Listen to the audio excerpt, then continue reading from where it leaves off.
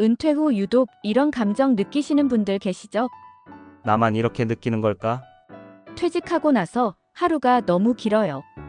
예전엔 아침 6시에 일어나서 저녁 8시까지 바쁘게 살았는데 지금은 오전 10시에 일어나도 하루가 왜 이렇게 길고 지루한지 모르겠어요. 예전엔 그렇게 당당했는데 지금은 누구도 나를 찾지 않아요. 전화도 잘 안 오고 카톡도 가족들 연락 빼고는 정말 조용합니다. 그리고 어느 순간 나도 모르게 작아진 내 모습이 낯설어요. 마트에서도 병원에서도 심지어 집에서조차도 내가 이렇게 초라했나? 하는 생각이 들 때가 있어요. 실제로 며칠 전에 한 분이 댓글로 이런 말씀을 해주셨어요. 30년간 회사에서 과장, 부장 하다가 퇴직했는데 갑자기 아무도 제 의견을 안 물어봐요. 집에서도 애들이 아빠 몰라도 돼. 우리가 알아서 할게 이렇게 말하니까 내가 정말 필요 없는 사람이 된 것 같아서 너무 힘들어요. 이 댓글을 보고 정말 마음이 아팠습니다. 왜냐하면 이런 분들이 정말 많기 때문이에요. 혹시 여러분도 이런 감정을 느끼고 계신다면 오늘 이 영상은 여러분을 위한 영상입니다. 오늘 제가 나눠드릴 이야기는 단순한 위로가 아닙니다. 실제로 많은 시니어분들이 겪고 있는 자존감 무너짐의 정확한 원인과 그리고 다시 일어설 수 있는 구체적인 방법들을 말씀드리려고 해요. 먼저 정확히 짚고 넘어가야 할 게 있어요. 여러분의 자존감이 무너진 이유는 여러분이 약해서가 아닙니다. 나이 들어서도 아니고요. 진짜 이유는 이거예요. 우리는 지금까지 역할로 자존감을 유지해왔기 때문입니다. 생각해보세요. 20대, 30대엔 유능한 직장인이라는 역할, 30대, 40대엔 가정을 책임지는 아빠, 엄마라는 역할, 40대, 50대엔 팀장, 부장, 전문가라는 역할. 이 역할들이 우리에게 자존감을 줬어요. 사람들이 우리를 필요로 했고, 우리 의견을 물어봤고, 우리가 없으면 안 되는 존재였죠. 그런데 50대, 60대가 되면서 이 역할들이 하나둘씩 사라지기 시작해요. 퇴직으로 전문가라는 역할이 사라지고, 자녀들이 독립하면서 보호자라는 역할도 줄어들고, 심지어 집에서도 가장의 역할보다는 그냥 있는 사람 취급을 받게 되죠. 그러면서 이런 생각이 들어요. 그 역할들이 사라지니까 나도 없어진 것 같다. 여기에 또 다른 문제가 있어요. 우리 사회가 여전히 젊은 사람 중심이라는 거예요. 마트 가면 20대, 30대 직원들이 우리를 어떻게 대하는지, 병원 가면 의사들이 어떤 눈빛으로 바라보는지, 때로는 가족들조차도 어르신은 이해 못하실 거예요. 이런 식으로 말할 때가 있어요. 실제 사례를 하나 말씀드릴게요. 제가 아는 한 분은 30년간 은행에서 일하시다가 퇴직하셨어요. 정말 유능한 분이셨는데 퇴직 후 6개월 만에 완전히 다른 사람이 되셨더라고요. 선생님, 전에는 그렇게 자신감 넘치시던 분이 왜 이렇게 위축되셨어요? 그랬더니 이런 말씀을 하시더라고요. 회사에 있을 때는 후배들이 제 의견을 물어보고 고객들이 저를 찾고 집에 가면 아내가 여보 어떻게 생각해? 이렇게 물어봤어요. 그런데 지금은 아무도 제 의견을 안 물어봐요. 심지어 마트에서 물건 고를 때도 할아버지는 모르시니까 우리가 할게요. 이런 식이에요. 정말 안타까웠어요. 30년간 전문가로 살아온 분이 단지 퇴직했다는 이유만으로 이렇게 초라해질 이유가 없는데 말이에요. 그런데 여기서 가장 아픈 부분은 이거예요. 가족조차도 우리를 하나의 역할로만 바라봤다는 사실이에요. 자녀들에게는 돈 벌어다 주는 아빠, 엄마, 배우자에게는 가정을 책임지는 남편, 아내. 그 역할들이 약해지니까 갑자기 우리의 존재감도 약해진 거예요. 이게 우리 자존감이 무너진 진짜 이유입니다. 하지만 여기서 정말 중요한 사실 하나를 말씀드릴게요. 자존감은 나이와 상관없이 다시 길러지는 능력입니다. 자존감이 타고나는 성격이나 고정된 능력이라고 생각하시는 분들이 많은데 전혀 그렇지 않아요. 자존감은 기억이에요. 내가 가치 있는 존재구나. 나도 누군가에게 필요한 사람이구나. 내가 하는 일이 의미가 있구나. 이런 기억들이 쌓여서 만들어지는 감정이에요. 그래서 지금 자존감이 떨어져 있다고 해서 평생 그런 게 아니라 새로운 기억들을 만들어 나가면 얼마든지 회복할 수 있어요. 실제로 제가 만난 많은 시니어분들 중에 60대, 70대에 오히려 20대, 30대보다 더 당당하고 자신감 넘치게 사시는 분들이 정말 많아요. 그분들의 공통점이 뭔지 아세요? 바로 나는 여전히 가치 있는 존재다라는 기억을 꾸준히 만들어 나가고 계신다는 거예요. 역할에 의존하지 않고 나 자신에게서 자존감을 찾으신 거죠. 예를 들어 제가 아는 한 분은 65세에 유튜브를 시작하셨어요. 처음엔 구독자 10명도 안 됐는데 지금은 몇만 명이 그분의 이야기를 기다려요. 선생님, 비결이 뭐예요? 젊은 사람들처럼 화려한 건 못하지만 내가 70년 살면서 경험한 진짜 이야기들을 나누니까 사람들이 좋아하더라고요.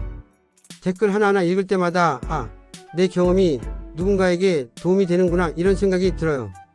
이분은 유튜버라는 새로운 역할을 만든 게 아니라 자신의 경험과 지혜 자체에서 자존감을 찾으신 거예요. 또 다른 분은 퇴직 후 동네 어린이집에서 자원봉사를 시작하셨어요. 할아버지가 오시는 날만 기다린다는 아이들을 보면서 내가 여전히 누군가에게 기쁨을 줄 수 있는 사람이구나 이런 걸 느끼신다고 해요. 중요한 건 이런 분들도 처음엔 자존감이 바닥이었다는 거예요. 하지만 작은 것부터 시작해서 조금씩 나는 여전히 가치 있는 존재다라는 기억을 쌓아나가신 거죠. 그럼 구체적으로 어떻게 하면 될까요? 지금부터 말씀드릴 내용은 이론이 아니라 실제로 많은 시니어분들이 효과를 본 구체적인 방법들이에요. 핵심 메시지는 이거예요. 작은 루틴이 자존감을 살린다. 거창한 계획이나 큰 변화가 아니라 매일 할 수 있는 작은 루틴들이 자존감을 회복시켜줘요. 첫 번째 루틴은 하루 10분 산책과 감정 기록이에요. 그냥 산책이야? 이미 하고 있는데? 아니에요. 이건 다른 종류의 산책이에요. 보통 우리가 하는 산책은 건강을 위한 산책이죠. 그런데 제가 말씀드리는 건 나만을 위한 산책이에요. 어떤 차이냐면 누구와도 함께 가지 않고 휴대폰도 보지 않고 그냥 걸으면서 내 감정에만 집중하는 거예요. 10분 동안 걸으면서 이런 생각들을 해보세요. 나는 지금 어떤 기분이지? 오늘 뭔가 기분 좋았던 순간이 있었나? 지금 내 마음은 어떤 상태지? 그리고 집에 와서 간단하게 메모해 주세요. 스마트폰 메모장이든 작은 수첩이든 상관없어요. 예를 들어, 오늘은 조금 외로웠다. 하지만 저녁에 손자가 전화해줘서 기분이 좋았다. 아침에 좀 불안했는데 산책하면서 마음이 차분해졌다. 별것 아닌 일로 화가 났었는데 지금 생각해보니까 괜찮다. 이런 식으로요. 왜 이게 중요한가 하면 자존감은 내 감정이 무시당하지 않는다는 감각에서 생기거든요. 우리가 자존감이 낮을 때는 내 감정을 스스로도 무시할 때가 많아요. 이 나이에 이런 걸로 상처받으면 안 되지. 별거 아닌 걸로 기분 나빠하면 안 되지. 이런 식으로 내 감정을 억누르죠. 하지만 10분 산책과 감정 기록은 내 감정을 인정하고 기록하는 거예요. 내 감정도 중요하다고 스스로에게 말해주는 거죠. 이걸 2주만 해보세요. 분명히 달라질 거예요. 두 번째 루틴은 나를 필요로 하는 작고 사적인 커뮤니티를 만드는 거예요. 이건 정말 중요해요. 소속감 없이 자존감은 회복되지 않습니다.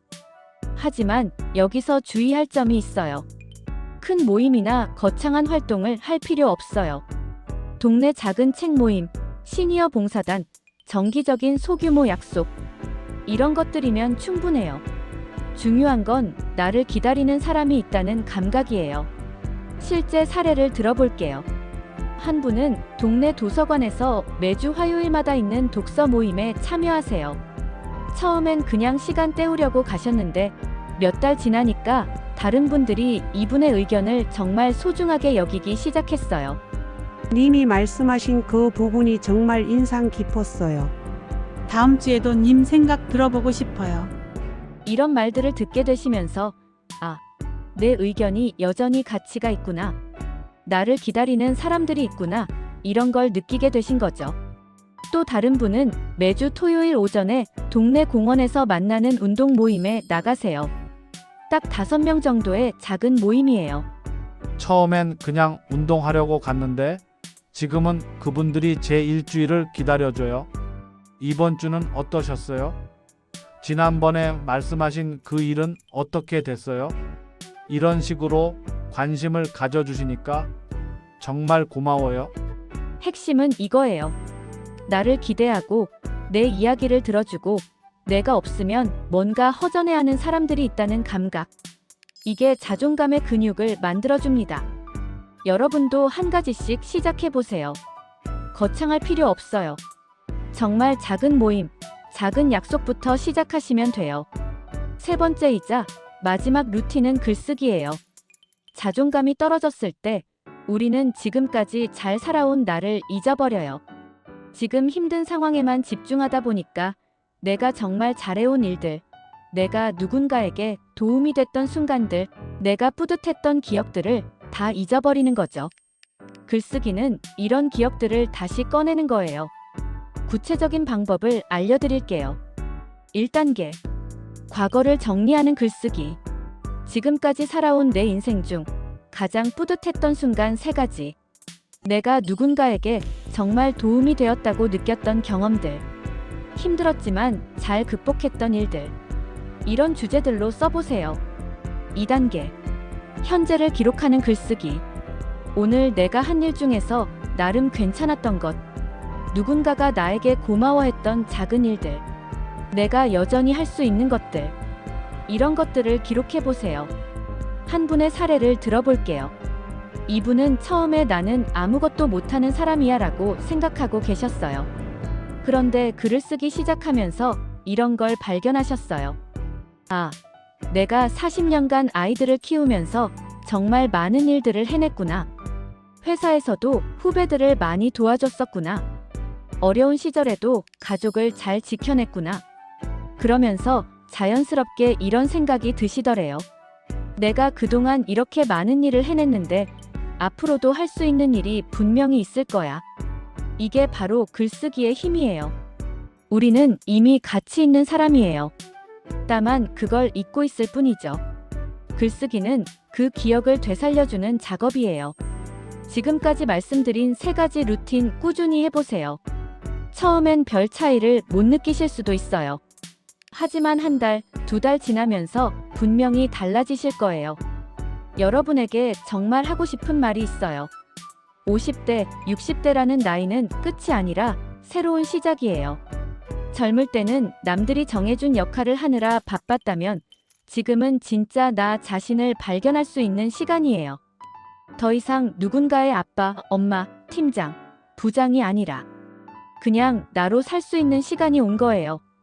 여러분의 인생은 아직 끝나지 않았어요. 오히려 지금부터가 진짜 여러분다운 삶을 살 수 있는 시간이에요. 그 첫걸음을 오늘부터 시작해보세요. 여러분을 응원합니다. 오늘 영상이 도움이 되셨다면 좋아요와 구독 부탁드려요. 그리고 댓글로 여러분의 이야기도 들려주세요. 저는 다음 영상에서 더 좋은 내용으로 돌아올게요.